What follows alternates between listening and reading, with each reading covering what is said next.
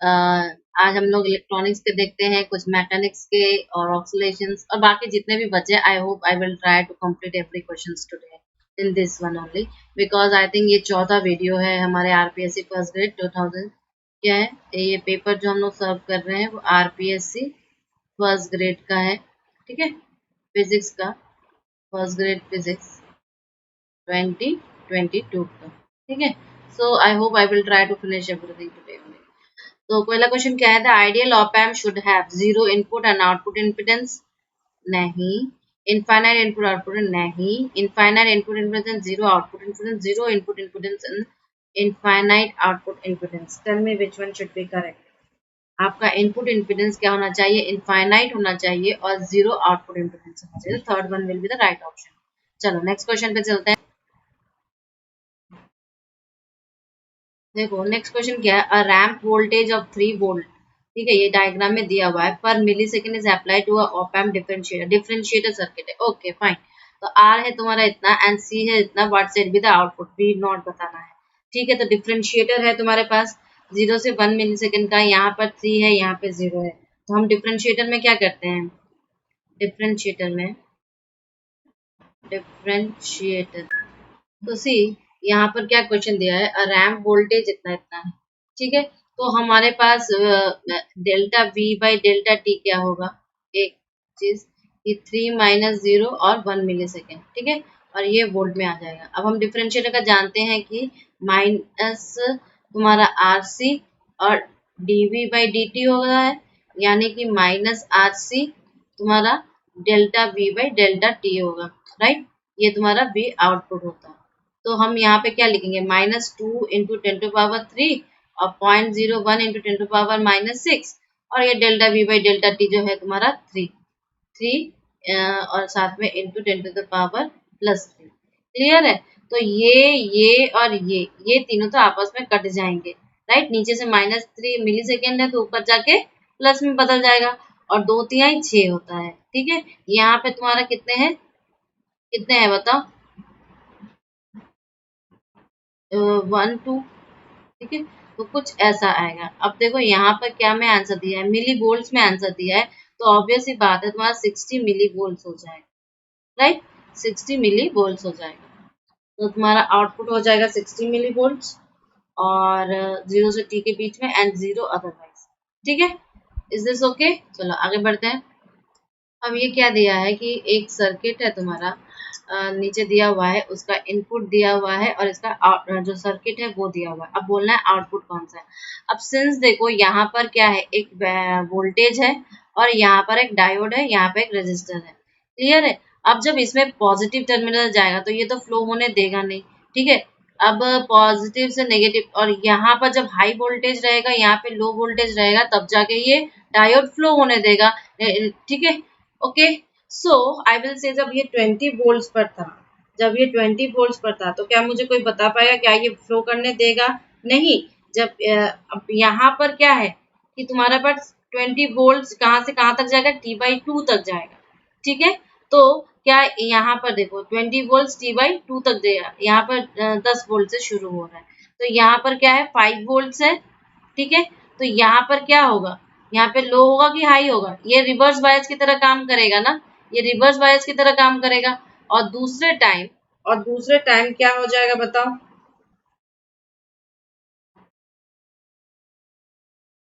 और दूसरे टाइम क्या होगा, यहाँ पर नेगेटिव है।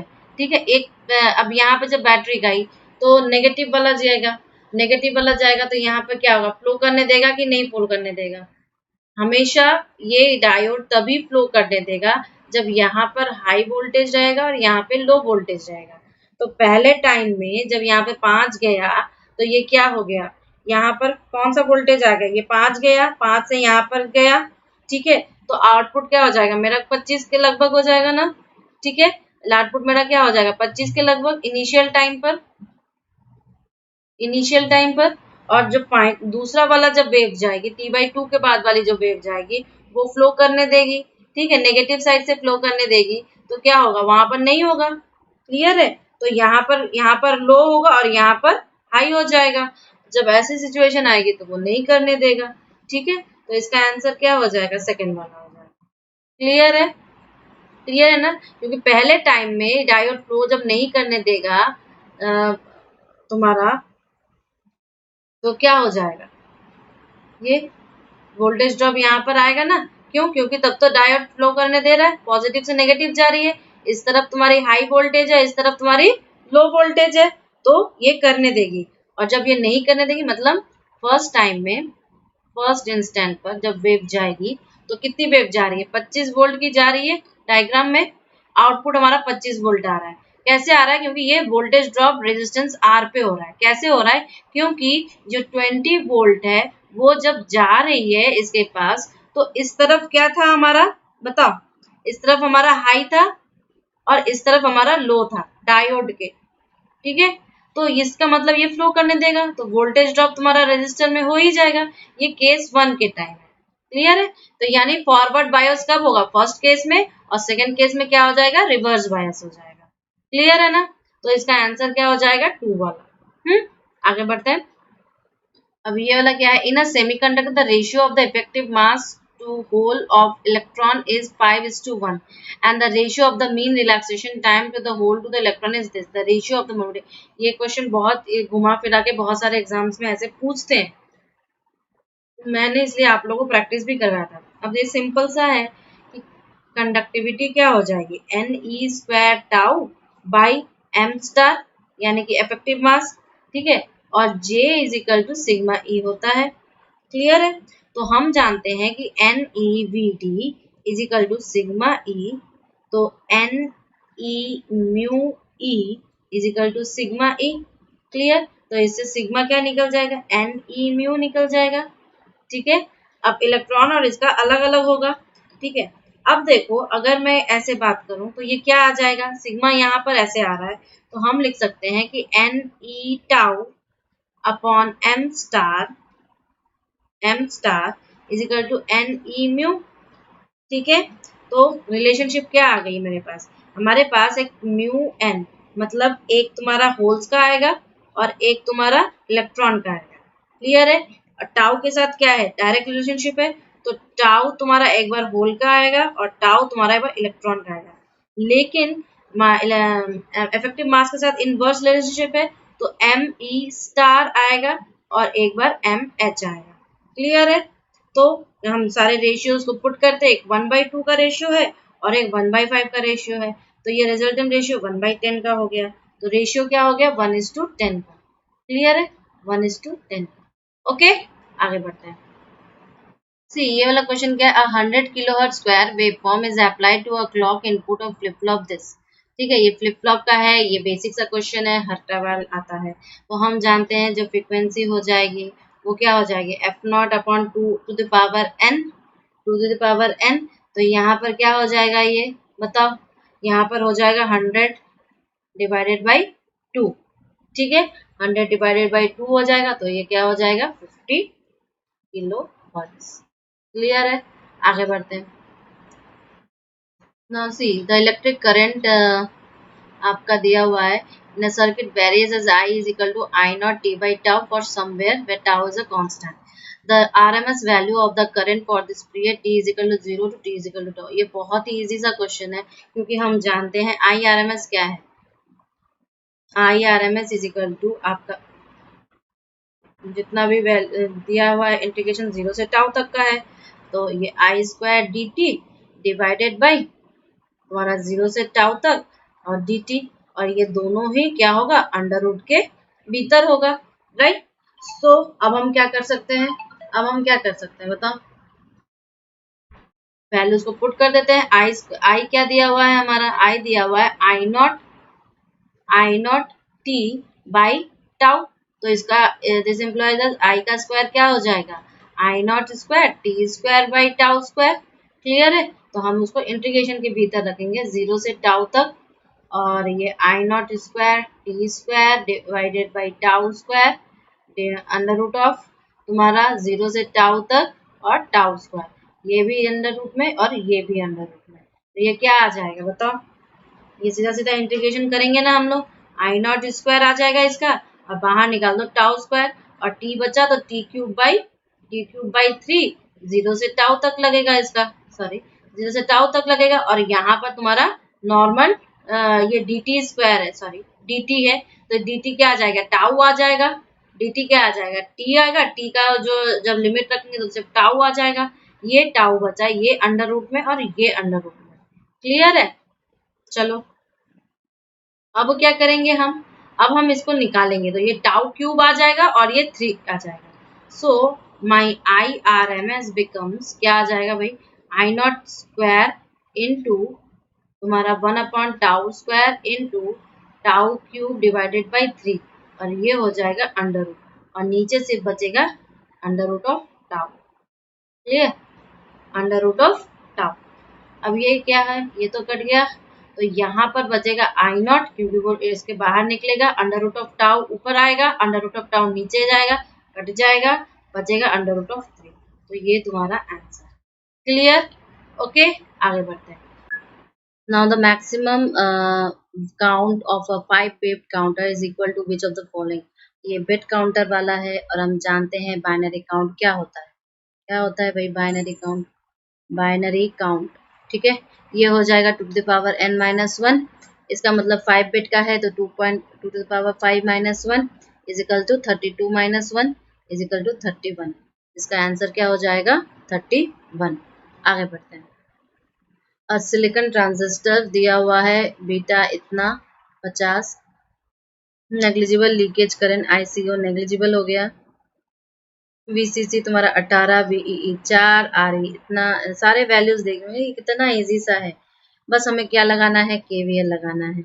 एक बार इनपुट साइड में लगाना है, एक बार आउटपुट साइड में लगाना है, ठीक है। इनपुट साइड में और आउटपुट साइड में हमें क्या क्या लगाना है, KVL लगाना है, और हमारा आंसर आउट। ट्राई करते हैं, ठीक है। तो क्या हो जाएगा यहाँ पे, VEE अगर हम देखें is equal to IB RB plus VBE plus क्या हो जाएगा, IERE, ठीक है, IERE। अब इसको सॉल्व करो तो ये क्या हो जाएगा, IBRB plus IERE is equal to तुम्हारा इधर VEE माइनस VBE। क्लियर है? अब इसमें वैल्यूज को पुट करते हैं, तो IC अपॉन, ये किस चीज का है भाई बताओ, हाँ ये कॉमन एमिटर किस्म का ट्रांजिस्टर हो गया ना, तो ये IC upon beta RB plus ये क्या हो जाएगा, 1 plus 1 upon beta into ICRE is equal to तुम्हारा ये दिया हुआ है, ये दोनों वैल्यूज, तो ये हमें पता है ये 4 माइनस 0.7 होगा, ठीक है, क्योंकि सिलिकॉन ट्रांजिस्टर दिया हुआ है, इसको माइनस करो 4.4 से 0.7 को, तो आंसर निकलेगा, ठीक है। अब जो ये आंसर निकला, उस आंसर में हम लोग क्या करेंगे, देखो यहाँ पे हमें क्या दिया हुआ है कि ICQ हमारा क्या दिया हुआ है, 2 मिली एम्पियर, और तुम्हारा RE 200 दिया हुआ है। क्लियर है? तो अब हम कैसे करेंगे बताओ, इसमें से ये चीज हमारी निकल गई, 4 में से इतना, तो 2.3 निकला ना ये, अरे ठीक है, ठीक है, तो ये हमारा 3.3 हो गया। अब देखो यहाँ पे क्या क्या दिया हुआ है, यहाँ पे हमें दिया हुआ है क्या कि IC is equal to 2 milli ampere और RE is equal to 200 ohm. Clear है? और इधर वाला बीटा दिया हुआ है 50, तो क्या हम RB नहीं निकाल सकते, और इधर वाला तो हमें राइट हैंड साइड में हमें वैल्यूज मिल गई है 3.3, तो इससे हमारा कैलकुलेट करोगे तो निकल जाएगा 72.3। देखना 72.3 हमारा किलो ओम RB की वैल्यू निकल जाएगी। Please check it. ओके, आगे बढ़ते हैं।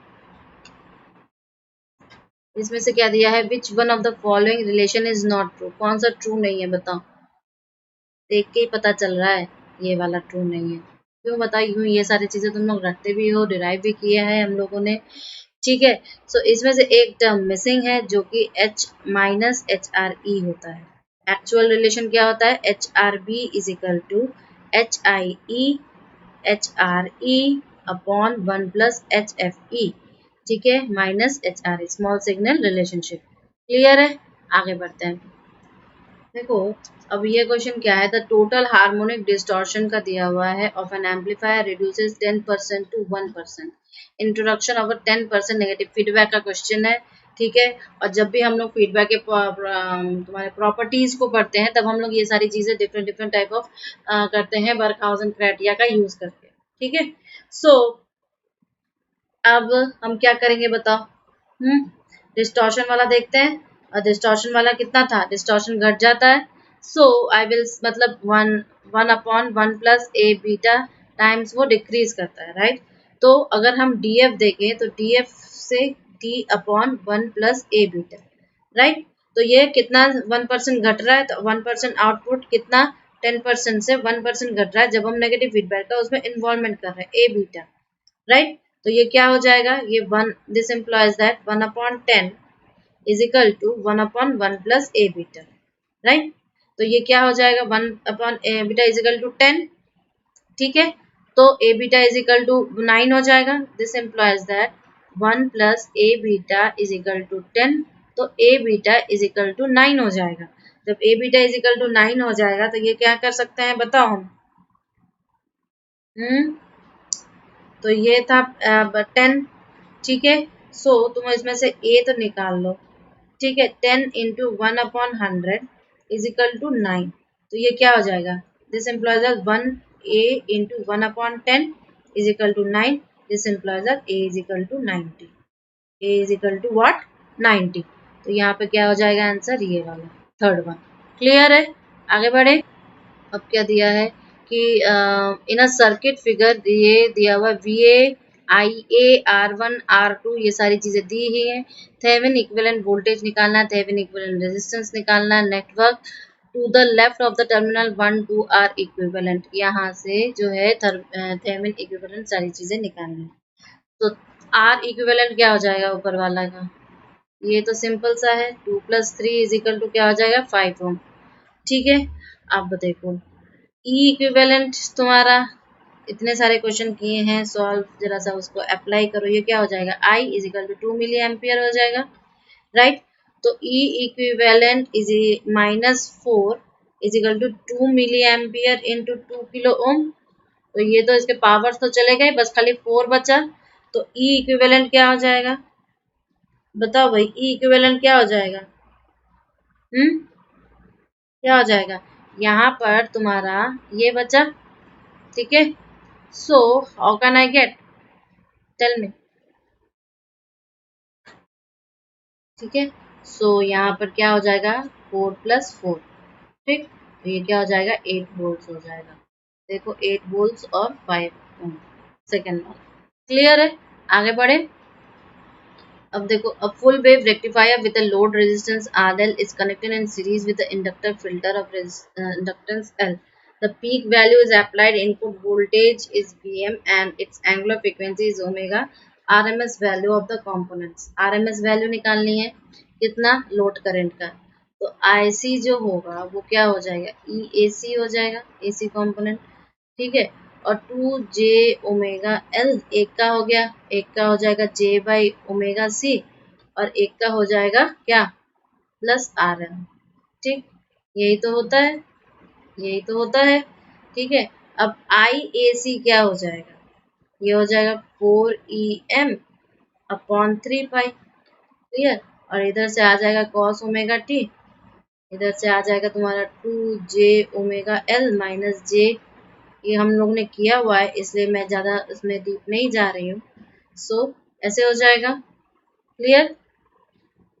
तो फिर तुम्हारा IRMS क्या हो जाएगा, IRMS हो जाएगा 1/√2 और 4em/3 पाई इंटू 1 क्या हो जाएगा, ये 4 ओमेगा² L² + RL² अंडर। क्लियर है ना।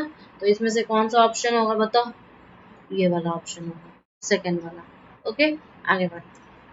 या दिया the formation of depletion region in a PN junction is due to, किसके वजह से यार, ये तो मतलब क्या ही बताएं, किसके वजह से बनता है बताओ, drift of hole, diffusion of charge carriers, किसके वजह से, हाँ डिफ्यूजन ऑफ चार्ज कैरियर्स। ये तुम्हारा डिप्लेशन रीजन है, यहाँ पे पी साइड, यहाँ पे एन साइड, ये चले जाएंगे तो बचेगा, और ये चले जाएंगे तो क्या बचेगा, एक तरफ छोड़ देते हैं, आयन चले जाते हैं। ठीक है, आयन से क्या बनाते हैं, N प्लस और N माइनस बनाते हैं, और ये क्या बनाते हैं, एक इलेक्ट्रॉन बनाता है, एक होल बनाता है। ठीक है, तो एक तरफ क्या हो जाती है, होल्स की कंसंट्रेशन ज्यादा रह जाती है, एक तरफ इलेक्ट्रॉन्स की कंसंट्रेशन ज्यादा रह जाती है, बाकी इनके आयन्स यहाँ पर जम जाते हैं। क्लियर है, तो क्या हुआ, diffusion of charge carriers, diffusion of charge carriers. ये तुम्हारे थोड़े बहुत इलेक्ट्रॉनिक्स के क्वेश्चन थे, अगर कुछ छूट गया है प्लीज इन्फॉर्म मी।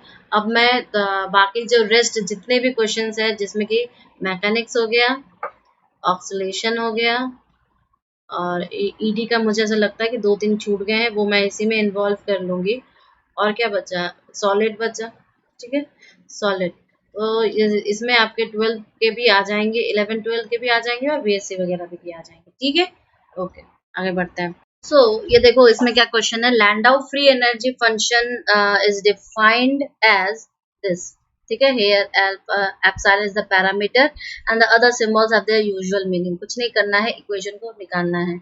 अब देखो ये फ्री एनर्जी वाला एफ जो होता है वो u माइनस टी एस होगा, राइट, या हम एफ को ये भी लिख सकते हैं u माइनस टी के, जो के तुम्हारा वो है बोल्ट्जमैन कांस्टेंट और लॉन ओमेगा। क्लियर, तो या हम, अच्छा एक चीज बताओ, ये एस और इसमें हम कैसा लाए, हमने आपको बताया था एंट्रोपी को कैसे माइक्रो स्टेट से रिलीज करने वाला थर्मोडायनामिक फंक्शन। ठीक है, तो वो ये फंक्शन है। क्लियर, तो अब हम इसको क्या लिख सकते हैं, u minus T K B sigma. Clear, sorry sigma. Clear, क्योंकि हमको इस इक्वेशन के हिसाब से बैठाना है। तो फाइनली मेरा जो f है वो एप्सिलॉन और t का फंक्शन है, जो कि क्या हुआ, u एप्सिलॉन और t का फंक्शन बना, साथ में माइनस के बी टी सिग्मा e का और t का फंक्शन बनेगा। हमें पता है माइक्रोस्टेट किसका फंक्शन होता है। कौन सा वाला सही होगा भाई, 1 वाला सही हो जाएगा। दूसरा क्वेश्चन देखते हैं। अब दूसरा क्वेश्चन क्या है, दूसरा क्वेश्चन कार्नोट इंजन का है। कोई मुझे बताएगा, टेल मी यार, सारे पता है ये लेट क्यों हो रहा है, इतने सारे सीरीज क्यों बने, इतने सारे सीरीज इसलिए बन रहे हैं कि मुझे आप लोग को बैक में ले जाके पूरा कंसेप्ट ले जाके फिर से जाके आंसर बताना पड़ रहा है। तो इससे ऑब्वियस सी बात है क्वेश्चन पेपर डिले होता जाएगा, होता जाएगा। थोड़ा तुम लोग भी मुंह खोलो ना अपना, मुझे तकलीफ हो रही है कि ये सब करवाते हुए भी कभी कभी जब तुम लोग का मुंह नहीं खुलता है। I am so upset for these things. ठीक है, चलो, the efficiency of the Carnot engine can be increased either by raising the temperature T1 of the hot reservoir or lowering the temperature T2 of the cold reservoir। बिल्कुल सत्य है, true है। When the temperature of the hot reservoir is increased delta T, the efficiency of the Carnot engine more compared to the case when the cold reservoir decreased by the temperature T।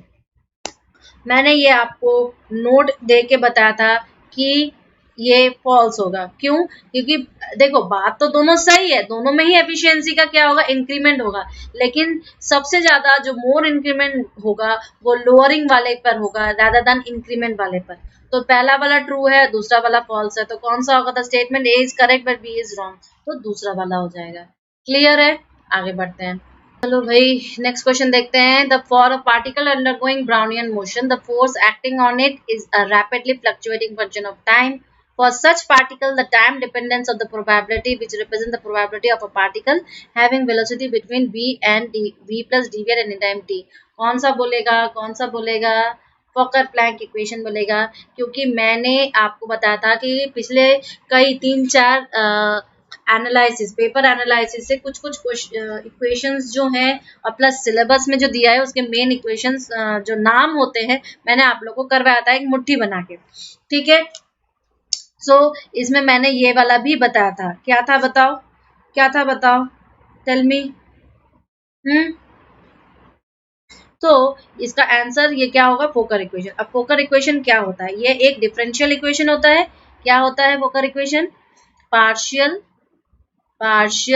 Differential equation होता है। ठीक है, partial differential equation होता है। ठीक, अब ये क्या डिस्क्राइब करता है, ये डिस्क्राइब करता है द टाइम एवोल्यूशन। ठीक है, time evolution describes the time evolution of the probability density function of the probability density function. Clear है? Time evolution of the probability density function of the velocity of the particle under the influence of drag forces, under the influence of drag forces। Mainly ये क्या है, drag forces के influence का निकालता है। और कोई भी रैंडम फोर्सेस हुआ, रैंडम फोर्सेस हुआ, या हमारा एज यूजुअल ब्राउनियन मोशन। ठीक है, तो इन तीनों में जब भी रहेगा ये हम फॉकर-प्लैंक इक्वेशन का इस्तेमाल करेंगे। क्लियर है? आगे बढ़ते हैं। ये वाला क्वेश्चन क्या है, the maximum energy in thermal radiation of a hot body A occurs wavelength इतना, for a second hot body B maximum radiation thermal occurs wavelength इतना, the relation between the temperature of A and the temperature of B. ये वाला याद करो, veins displacement हम लोग पढ़ते थे, फिर हम लोग कैटस्क्रॉप वाला पार्ट पढ़ते थे, तब हम लोग ये वाला फॉर्मूला निकालते थे, मैक्सिमम वाला जो कांस्टेंट होता है, ठीक है, M T is equal to constant. तो ऑब्वियस ही बात है, lambda A T A is equal to lambda B T B, right. तो ये क्या हो जाएगा, 130 micrometer into T A is equal to 65 micrometer into T B. तो this employs that T A is equal to क्या हो जाएगा, बताओ, टी बी टाइम्स, तो ये से डिवाइड करो, तो ये क्या हो जाएगा तुम्हारा, डिवाइडेड बाई क्या हो जाएगा, यहाँ पे टीबी हो जाएगा, टीबी कितने टाइम्स हो जाएगा, 2 टाइम्स हो जाएगा ना, ठीक है। सो दिस एम्प्लॉयज दैट तुम्हारा 2 twice of T A is equal to TB. Clear है? तो ये सेकेंड वन क्लियर है। चलो आगे बढ़ते हैं। ये वाला क्या है, identify the correct expansion. Oh my God, ये कितना इजी है। ये क्या है, सीपी माइनस सीबी, ये तो हम लोग बहुत पहले से पढ़ रहे हैं। आर हो जाएगा तो सीपी से सबको डिवाइड कर दो, ठीक है, ये वाला सीबी यहाँ पर आ जाएगा, -1 हो जाएगा, और इधर आर बाई सीबी हो जाएगा। क्लियर है? अब इसको हम लोग क्या करेंगे, एनालाइज करेंगे। क्यों? क्योंकि यहाँ पे हमें CP upon CB is equal to gamma पता होता है, ठीक है। सो हम क्या करेंगे बताओ भाई, यहाँ पर दो रिलेशन हम पहले से लिखेंगे। क्या क्या दो रिलेशन, ये तुम्हारा R by C B is equal to gamma -1, और दूसरा क्या हो जाएगा CV, अगर तुम ये भी लिख सकते हो, ठीक है। सो अब हम क्या कर सकते हैं बताओ, अब हम क्या कर सकते हैं, यहाँ पे पुट कर सकते हैं क्या, कि इधर को अगर ले चले हम, तो CP इज इक्वल टू क्या हो जाएगा, CP is equal to R plus CV हो जाएगा, ठीक है। और यहाँ पे हम वैल्यूज को पुट कर देते हैं, हम यहाँ पे वैल्यूज को पुट कर सकते हैं, तो is equal to R plus R by gamma -1। क्यों? क्योंकि यहाँ पर हम ये लिख सकते हैं कि CV is equal to R upon gamma -1, इस चीज से हम इसको ला सकते हैं। So finally what we get, अब इसको रैशनलाइज करो, R गामा -1 प्लस 1, और ये हो जाएगा gamma -1 is equal to gamma R by gamma -1, ठीक है। तो यहाँ पर आंसर देख लो कौन सा वाला है, आई थिंक ये वाला है। क्लियर? आगे बढ़े।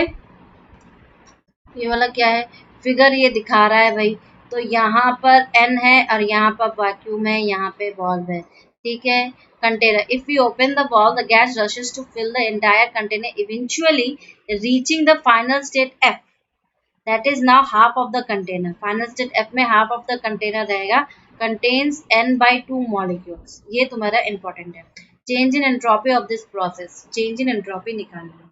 अब देखो क्या हुआ, जैसे पहले वॉल्यूम बी था, तो ये वॉल्यूम बी में गया, लेकिन पहले जो था उसका टोटल फाइनल टोटल वॉल्यूम क्या हो जाएगा, फाइनली जो टोटल वॉल्यूम हो जाएगा वो क्या हो जाएगा, 2v हो जाएगा। क्लियर है? क्यों? क्योंकि वो n/2 में जा रहा है, ठीक है। सो अगर हम delta Q is equal to du plus del W, ठीक, तो डेल्टा Q क्या हो जाएगा, 0 प्लस डेल W हो जाएगा, ठीक। तो डेल्टा Q फाइनली क्या हो जाएगा, dW हो जाएगा। क्लियर है? अच्छा, अब हम लोग क्या निकालेंगे, एंट्रोपी। एंट्रोपी क्या हो जाएगा तुम्हारा, ये डेल Q बाई T का इंटीग्रेशन डेल्टा S होता है। क्लियर? तो अब हम क्या करेंगे, इसका मतलब इसका मतलब क्या हो जाएगा, P D V upon T का इंटीग्रेशन हो जाएगा, ठीक है। और ये इंटीग्रेशन कहाँ से कहाँ तक जाएगा, अब हम v का इंटीग्रेशन कहाँ से कहाँ तक करेंगे, v से लेके 2v, क्योंकि फाइनल वॉल्यूम तो 2v हो रहा है, तो इजिकल टू क्या हो जाएगा, n के v dv अपॉन v, और ये इंटीग्रेशन हो जाएगा v से लेके 2v तक। तो ये लॉन हो रहा है, तो यहाँ पर आंसर क्या आ जाएगा बताओ भाई, kb तो बाहर निकल गया, n kb, यहाँ पे लॉन बनेगा, लॉन v से लेके 2v तक जाएगा, ठीक है। तो इसका मतलब इसका आंसर लॉन 2 आ जाएगा। क्लियर है ना, क्या निकला, ये डेल एस तुम्हारा निकला। यहाँ पर है क्या, del S is equal to N K B ln 2, ठीक, ओके। चलो आगे बढ़ते हैं। अब ये जूल थॉमसन वाला कोफिशिएंट, इसका आंसर तो क्या ही है यार, टेम्परेचर का प्रेशर के साथ होता है, एंथैल्पी को कांस्टेंट करके, ऑब्वियस ही बात है, ये आंसर इसका होगा जूल थॉमसन वाले का। ये वाला कौन सा क्वेश्चन है, epsilon is the mean energy of the system of an ensemble consisting of N each everything इतना। अरे ये z क्या है, पार्टीशन फंक्शन होता है, पोर्शन नहीं, पार्टीशन फंक्शन। z तुम्हारा क्या है, पार्टीशन फंक्शन, पार्टीशन फंक्शन कैसे निकालेंगे बताओ। तो ऑब्वियस ही बात है, मीन एनर्जी वाला फॉर्मूला हम लोग लास्ट में डिराइव करते हैं, is equal to minus del by del beta of log Z, ठीक है। अच्छा मेनली, ठीक है। तो ये कौन सा क्वेश्चन हो जाएगा, option minus del by log, ये वाला क्लियर है, ओके। चलो कुछ मैकेनिक्स के क्वेश्चंस करते हैं, काइनेमेटिक्स के क्वेश्चंस करते हैं, 11th 12th में आएंगे, जो बीएससी और एमएससी में बने हैं, ठीक है। The magnitude of the resultant of the two vectors of 3 and 4 is 1 unit, the magnitude of their cross product. एक तो हम देखेंगे कि क्रॉस प्रोडक्ट होता क्या है, क्रॉस प्रोडक्ट अगर कोई ए है क्रॉस बी है, तो ये क्या हो जाएगा, ए बी और sine theta, right, A B sine theta. अब हम क्या करना चाहते हैं बताओ भाई, रिजल्टेंट बोला है, तो रिजल्टेंट जब बोलेगा तो इसका मतलब क्या होगा, 2 का स्क्वायर प्लस 3 का स्क्वायर प्लस 2 इंटू 3 इंटू 2, और ये कॉस थीटा बोला है, ये 1 के बराबर है, तो ये क्या हो जाएगा, 4 प्लस 9 प्लस 12 cos theta is equal to 1, तो ये क्या हो जाएगा, 13 हो जाएगा। तो 12 cos theta is equal to 1 minus 13 हो जाएगा, तो 12 cos theta is equal to minus 12 हो जाएगा, 12 12 कट जाएगा, cos theta is equal to क्या हो जाएगा, cos theta is equal to minus 1 हो जाएगा। इस this implies that theta is equal to क्या हो जाएगा बताओ, 180 हो जाएगा ना, थीटा इज इक्वल टू 180 हो जाएगा। और हम जानते हैं कि यहाँ पर अगर हम थीटा इज इक्वल टू और ए क्रॉस बी में अगर हम ए बी साइन थीटा में अगर हम ए बी साइन 180 डिग्री बोले तो क्या हो जाएगा, मेरा आंसर 0 हो जाएगा। क्लियर है, तो इसका आंसर क्या होगा, 0 होगा। आगे बढ़ते हैं, अब ये वाला क्वेश्चन देख लो, ये क्या दिया हुआ है, an air bubble of radius 1 millimeter is formed at the depth of 50 centimeter inside the large container of soap solution, soap का सॉल्यूशन में बना था, सरफेस टेंशन का ये क्वेश्चन है, ठीक है। If the surface tension of the soap solution is this, density इतना, ये 11th क्लास का है। पहली बात, तुम लोग 11 की एनसीईआरटी को हम लोगों ने थोड़े क्वेश्चन सॉल्व किए थे, तो उसमें से हम देख सकते हैं। तो देखो यहाँ पर हम क्या कहेंगे कि रेडियस ऑफ बबल क्या है, 1 मिलीमीटर दिया हुआ है, यानी कि क्या हो जाएगा, 0.001 मीटर हो जाएगा, राइट। डेप्थ क्या दिया हुआ है, डेप्थ दिया हुआ है 50 सेंटीमीटर, राइट। तो इजिकल टू ये क्या हो जाएगा, 50 इंटू 10⁻⁻2 मीटर, क्लियर। अच्छा, एयर प्रेशर क्या है, एयर प्रेशर तुम्हारा दिया हुआ है is equal to 1.013 into 10⁵ pascal, ठीक है। अब जब इतना दिया हुआ है तो क्या हम इसको इसको हम पी नॉट अगर ले ले तो ये क्या हो जाएगा, 10⁵ पास्कल लिख दे, clear. Surface tension of soap क्या दिया हुआ है, सरफेस टेंशन ऑफ सोप क्या दिया हुआ है, 0.05 न्यूटन पर मीटर दिया हुआ है। अब मुझे बताओ जो P1 होगा वो क्या हो जाएगा, 10⁵ प्लस रो GH होगा कि नहीं होगा, तो ये क्या हो जाएगा 10⁵ प्लस 1200, ठीक है, इंटू 10 इंटू 50 इंटू 10⁻⁻2, 10⁻⁻2, क्लियर है। तो ये क्या हो जाएगा 10⁵ प्लस ठीक है। और 6 के बाद कितने जीरो लगेंगे बताओ? 5 जीरो लगेंगे ना, 1 2 3 4 5। तो ये क्या हो जाएगा बताओ, tell me.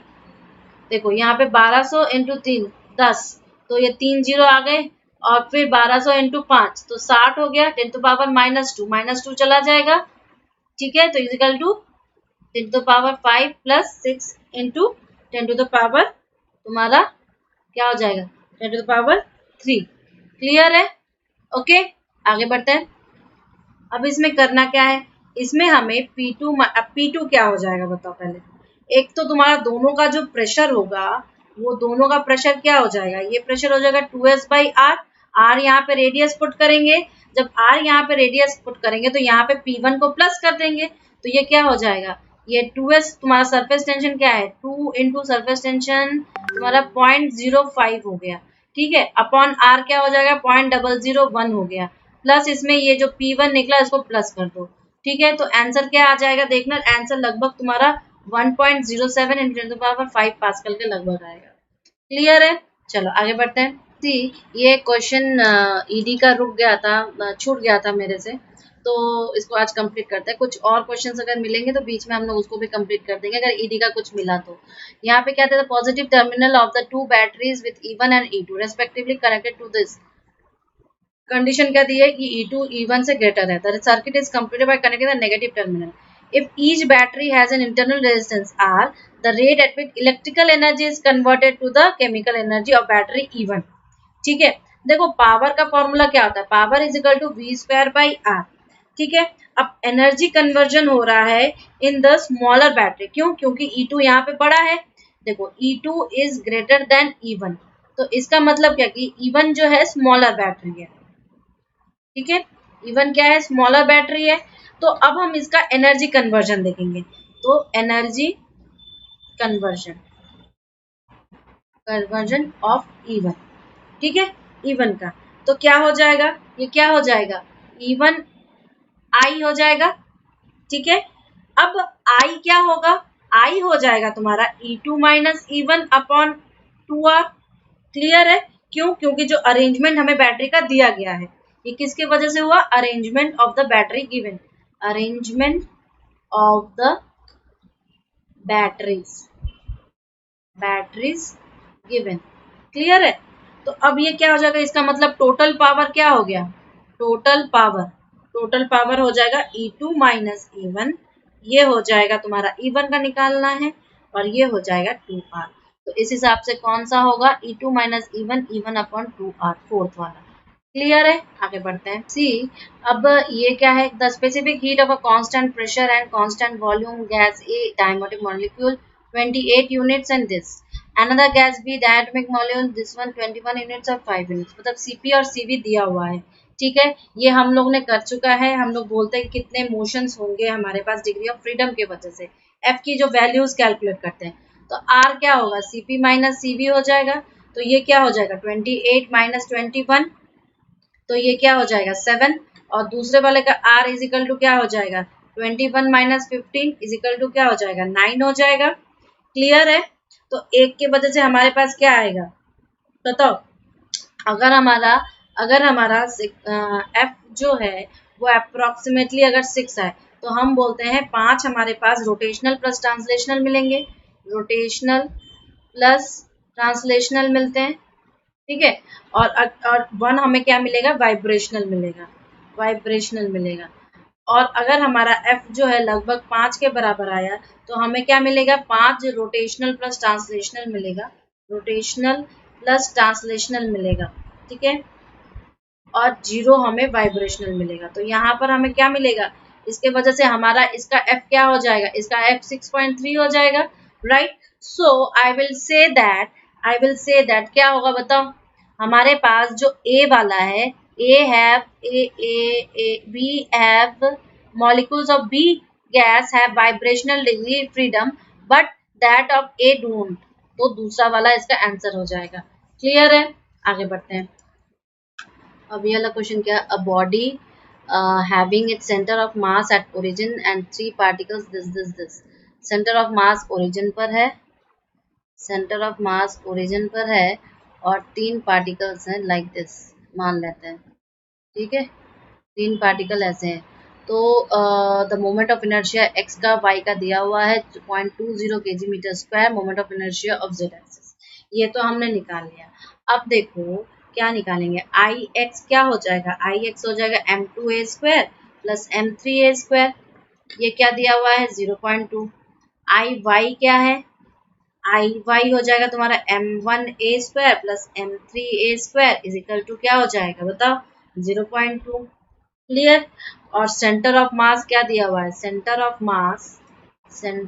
Mass is equal to तुम्हारा ओरिजिन दिया हुआ है, लेकिन आई जेड क्या हो जाएगा, आई जेड हो जाएगा तुम्हारा m1a square plus m2a square is equal to क्या निकालना है। तो देखो हमारे यहाँ पर दो ही इक्वेशंस हैं एंड 3 अननोन वेरिएबल्स हैं, 3 अननोन वेरिएबल्स हैं, ठीक है।